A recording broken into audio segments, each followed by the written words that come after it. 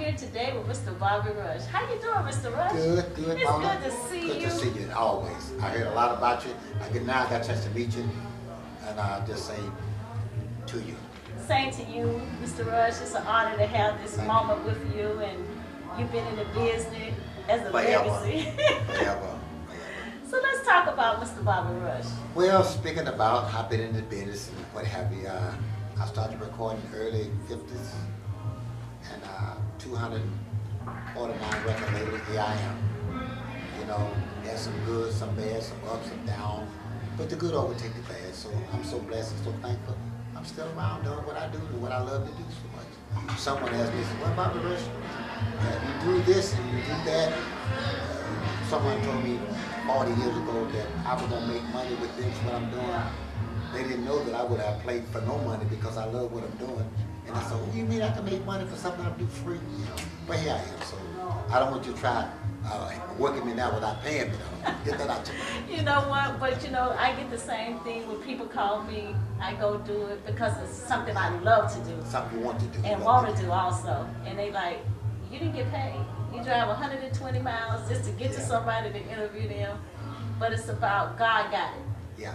And I don't have to worry about, oh man, he has my back so hard. Got your back. Got your back. You know, I'm from a little place called Homer, Louisiana originally. My people are from Louisiana, most of them migrated to different part of the country. But I left in 1947, went to Pine Bluff, Arkansas with my father, who was a preacher, pastor of a church, traveling minister. And I left early 50s and went to Chicago, started recording at Chess Records, on and on and on. And went from there to VJ Records, complimented labels from CBS to Bill International. I've been all over, to Malaco now in Mississippi, to my own record label for the last 10, 12 years. Just a lot of things I've been doing. And a lot of things I should have done, I didn't do. A lot of things I did, I shouldn't have done, I did. But nevertheless, overall, I think I bounced off. I did everything I know to do, how I knew to do it. When I did it, that's all I knew to do. You mentioned something to me not too long ago about how we overspend our money. Would you please talk about that? Well, but I can't say everybody overspend, but I know sometimes the more we make, the more we spend, and most of the time we spend it unwisely. And that's good for me and a lot of people around, because if you work in a gig, we call the shows gigs. If you work in a gig, the more money you make, bigger cars you buy, fancy hotels you sleep in, and some of the things it just don't make sense to do. But we do it because it looks good, you know. And that's important that you would bring that point up in the industry nowadays. It's not like when you first started out, you guys was actually going on buses, and now you're on planes and trains. No, I wasn't going on buses when I started. When I started, we had station wagons and no wagons and what have you. I remember so many good times I remember, but so many times I remember things happened to me as an artist, as a beginner. When I look back on myself in 1952 or 53, myself, the late Muddy Waters, were playing in the suburb of Chicago in a club called Apex. We played in this white audience, but there was a curtain that we played behind all night long. They wanted to hear our music, but they didn't want to see our face. And we played behind it day in, day out. And they had a ring drawn in the middle of the floor. So once a night, they said, well, you've been entertained by Bobby Rush and his band, and they'll open it up about this far, you take a bow, quickly, they close it back up. And day in and day out, week in and week out. That was kind of common for that area, for that kind of a club, because they wanted to hear our music, but not see our face.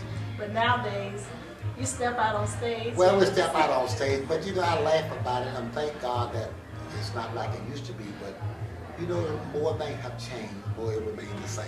Yeah, oh yeah. Yeah, there's a lot of things need to be worked out in just America, but I'm so happy that I work for, they said, the king of the children's circuit, that I also would cross over to a white audience. But I crossed over and didn't have to cross out my people to do it. So thank God that people accept me. Finally, Right. they accept me for who I am. And that's a good feeling because you know the industry is nothing like it first started out. It's not too many people using bands now. I see you have your band here in LA. Well, I have my band. It's not too many people can afford to use band because it costs so much to use the band. It costs so much for gas and trying to get back and forth. Then the promoters have to charge so much money to the consumer, to the people who come to the club, and the artists charge so much money sometimes for things they do not need. Yeah. You know, and this goes up and up and up. Sometimes we as entertainers, prices so high. But most of the time we put the little promoters out of business before they get in business. Wow. So you notice that a lot of music is now by the mechanical machines. Oh. So do you think that take away from it? How do you feel about that? I feel bad about it because, but what can you do? You feel bad about it, but now you can't afford to have 8 or 10 guys on the stage with you. So you create some kind of way of done tracks when you can't do the live band. Right. When you're not popular enough with a name value so you can draw people in to see you, then you can't make money for a promoter or a club owner, so you can't afford to do those things. So you try to find a way to record cheap enough so you can stay in business. And knowing all the time, it doesn't sound like the real musician. It doesn't. How many people do you have in your band? 9 people. 9 people travels with you most of the time? The band that got the girls on the side of it. Oh yeah, I heard about the girls. Let's talk about how did you pick those girls?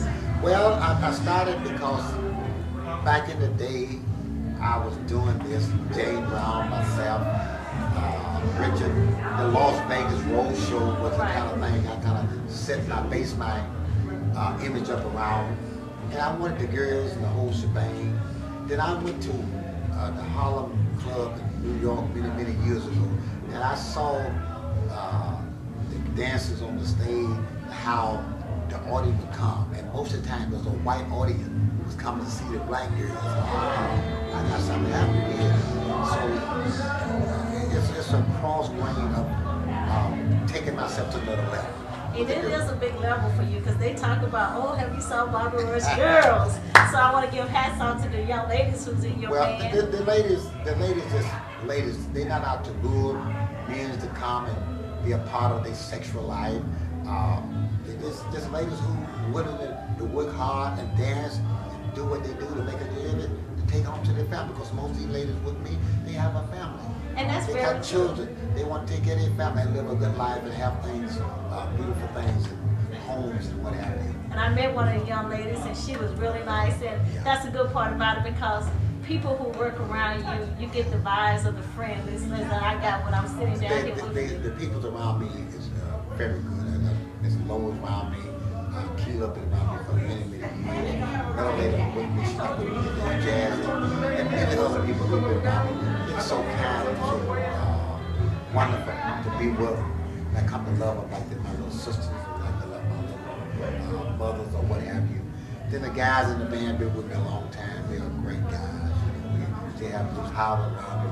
Drummer been with me 30 years. Wow. In the basement, I call him my son, named Terry Richardson. Great bass player. Been around me for many moons. And Hot Dog, who's a keyboard player. Okay. Mike D, we call him. He's at the keyboard with me tonight. And he's a great gentleman, a great producer in the whole shebang. And we got Calvin.